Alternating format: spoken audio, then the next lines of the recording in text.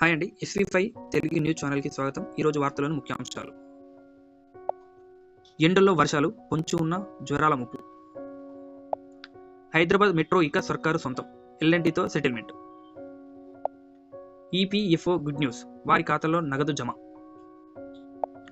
పనితీరు ఆధారంగానే ఉద్యోగులకు వేటేజ్ అంటున్న CBN. ఎవరిని కించపరిచేలా మూవీ ఉండదంటున్న హరీష్ శంకర్. తమిళనాడులో 74 లక్షల ఓట్ల రద్దు. 89,000 మంది ఉద్యోగులతో జనగణన అంటున్న CS. త్వరలో రాష్ట్రానికి మరో 1085 ఎలక్ట్రికల్ బస్సులు. బంగారు ధరల పెరుగుదలపై నిర్మలా సీతారామన్ ఏమన్నారంటే, మార్చిలో 10 రోజులు సెలవు. అమెజాన్ బెంగళూరులో 2వ అతిపెద్ద క్యాంపస్. సరిహద్దుల్లో పాకిస్తాన్ బెలూన్స్ కలకలం.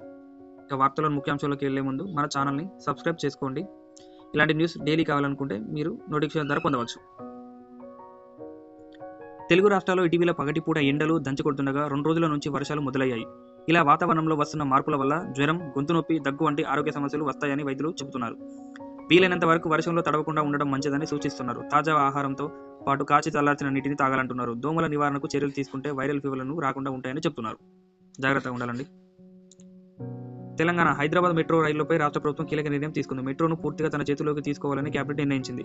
ఎల్ఎన్టీకి ఉన్న 13,000 కోట్ల అప్పును ప్రభుత్వమే భరిస్తుందని సమాచారం. అలాగే ఆ సంస్థకు ఈక్విటీ కింద 2,000 కోట్లు చెల్లించినట్లు తెలుస్తుంది. మార్చి 31 లోపు ఈ ప్రక్రియ పూర్తి చేసి 2వ దశ విస్తరణకు కేంద్రం నుంచి నిధులు రాబట్టే చర్యలు చేపట్టనుంది.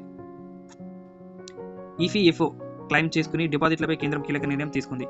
కొన్నేళ్లుగా యాక్టివ్గా లేని ఖాతాల్లోని డబ్బును చందాదారులకు ఇవ్వనుంది. 31.86 లక్షల ఇన్యాక్టివ్ ఖాతాల్లో 10,903 కోట్లు ఉన్నాయి. తొలి దశలో 1000 లోపు బ్యాలెన్స్ ఉన్న 7 lakhs అకౌంట్లను పైలట్ ప్రాజెక్టుగా ఆ మొత్తాన్ని జమ చేయనుంది. తర్వాత మిగతా ఖాతాలో రీఫండ్ చేయనుంది.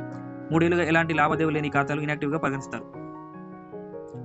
ఆంధ్రప్రదేశ్ పనితీరు సరిగా లేని ఉద్యోగులను మెరిట్వేట్ చేయడంతో పాటు చేస్తున్న వారికి ప్రోత్సహించాలని సీఎం చంద్రబాబు నాయుడు ఆదేశించారు. ప్రతి నెల ఉద్యోగుల పనితీరును మందింపు చేయాలి. బాగా పనిచేస్తున్న వారికి అభినందన లేఖ పంపాలి.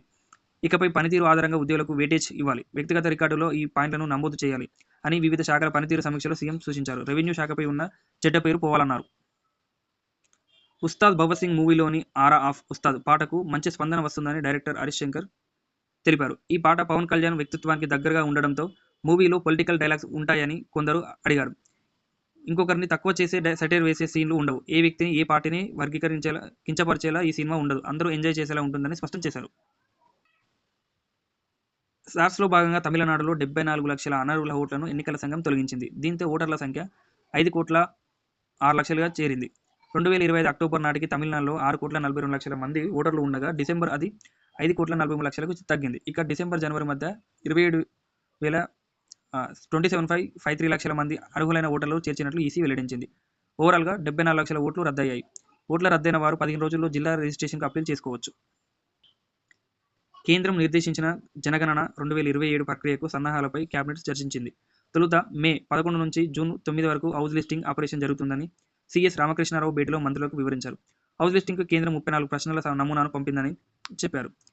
ఎన్యువరేటర్లు, నోడల్ ఆఫీసర్లు కలిపి 89,000 మంది ఉద్యోగులు ఈ ప్రక్రియలో పాల్గొంటారని తెలిపారు. 2వ దశ జనగణన 2027లో ఉంటుందని వివరించారు. తెలంగాణ రాష్ట్రానికి మరో 1085 ఎలక్ట్రికల్ బస్సులు అందుబాటులోకి రానున్నాయి. ఓలెక్ట్రా గ్రీన్టెక్ లిమిటెడ్ అనుబంధ సంస్థ ఏవే ట్రాన్స్ ప్రైవేట్ లిమిటెడ్ నుంచి 18,000 కోట్లకు TGSRTC ఈ బస్సులను కొనుగోలు చేసింది. వీటిలో 1,025 నాన్ ఏసీ బస్సులు కాగా 60 ఏసీ బస్సులు ఉన్నట్లు ఓల్ట్రా ఎలక్ట్రిక్ రెగ్యులారిటీ ఫైలింగ్లో వెల్లడించింది. ఓల్ట్రా గ్రీన్టెక్ ద్వారా ఈవే సంస్థ ఈ బస్సులను మరో 20 నెలల్లో డెలివరీ చేయనుంది. బంగారం ధర లిమిట్ దాటిన మాట నిజమే, కానీ ఆందోళన స్థాయికి చేరినట్లు తాను అనుకోవట్లేదని ఆర్థిక మంత్రి నిర్మలా సీతారామన్ అన్నారు. ఆర్బీఐ బోర్డు డైరెక్టర్లతో సమావేశం అనంతరం ఈ వ్యాఖ్యలు చేశారు. గోల్డ్ సామాన్యుడికి ఫేవరెట్ ఇన్వెస్ట్మెంట్ అని చెప్పారు. ఈ ధరలను ఆర్బీఐ పర్యవేక్షిస్తుందని, దీనిపై ఆందోళన చెందాల్సిన అవసరం లేదని తెలిపారు. సెంట్రల్ బ్యాంకులు భారీగా బంగారం వెండిని కొనడం వల్లే వాటి ధరలు పెరుగుతున్నాయన్నారు. తెలంగాణ విద్యార్థులు, ప్రభుత్వ ఉద్యోగులకు ఇది శుభవార్తే. ఎందుకంటే మార్చిలో ఏకంగా 10 రోజులు సెలవులు రానున్నాయి. ఈ నెలలో 5 ఆదివారాలు ఉన్నాయి. ఇవే కాకుండా మార్చి 4న హోలీ, 14 2వ శనివారం, 19న ఉగాది నేపథ్యంలో సెలవులు ఉండనున్నాయి. మార్చి 20న నెలవంక కనిపించడాన్ని బట్టి రంజాన్ హాలిడే ఉంటుంది. 26న శ్రీరామనవమి సెలవు కానుంది. 31న మహావీర్ జయంతి సందర్భంగా ఆప్షనల్ హాలిడే ఉంటుంది. అంటే ఈ నెల 10 రోజులు సెలవులే.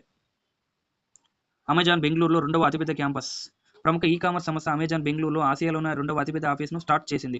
5 ఎకరాల్లో నిర్మించిన ఈ క్యాంపస్ను కర్ణాటక మంత్రి ఎంబీ పాటిల్ ప్రారంభించారు. ఇందులో 7,000 మంది పనిచేసేందుకు సౌకర్యాలు కల్పించారు. అమెజాన్ భారత్లో ఇప్పటికే $40 బిలియన్ల కంటే ఎక్కువ పెట్టుబడి పెట్టగా 2030 నాటికి అదనంగా మరో $35 బిలియన్ యాడ్ చేయనున్నట్లు తెలిపింది. అతిపెద్ద క్యాంపస్ హైదరాబాద్లో ఉంది. ఇంతటితో ఈ వార్తల సమాప్తం. తిరిగి మళ్ళీ రేపు కలుసుకుందాం. మన ఛానల్ని సబ్స్క్రైబ్ చేసుకోండి. Thank you.